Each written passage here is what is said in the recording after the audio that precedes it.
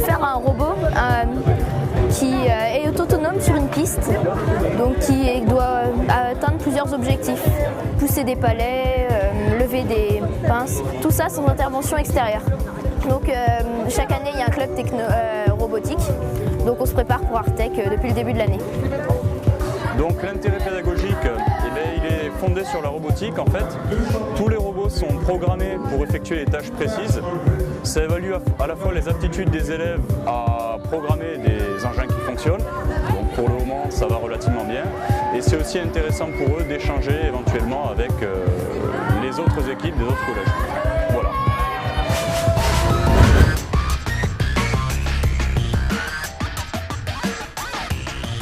Là, on attend à peu près donc, 180 équipes qui vont venir de toute la France.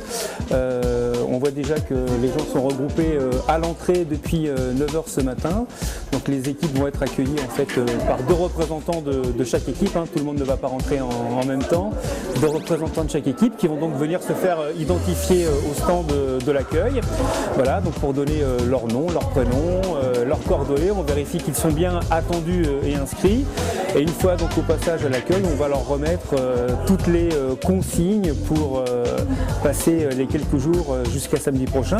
Et on va donc attribuer à chaque équipe un stand sur lequel ils vont pouvoir s'installer, déployer leur matériel et surtout pour un temps d'homologation de leur robot, puisqu'ils vont donc passer sur le stand auprès des arbitres pour faire homologuer leur robot pour que la compétition puisse démarrer.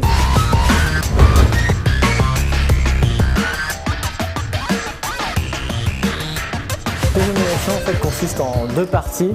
Une première où on vérifie toutes les spécifications physiques du robot, on vérifie qu'il respecte les dimensions du règlement, la hauteur maximale, qu'il ne présente pas de danger pour le public. Et une deuxième partie donc, qui se passe sur la table où on vérifie qu'il est capable de gagner un match seul, donc de marquer un point, et qu'il est capable d'éviter un adversaire virtuel, donc là qu'on matérialise par une boîte en bois, tout simplement.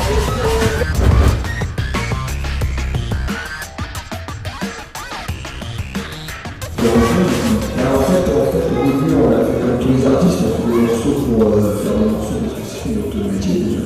Et après, on se dit qu'en espérant que ça marche, et ça marche.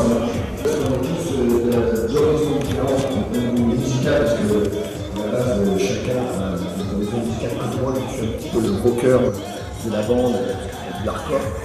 C'est rien à foutre avec le truc, et puis waouh. Après, il y a Nadia qui est beaucoup plus R&B. Willy William qui est beaucoup plus raga, moi je suis waouh.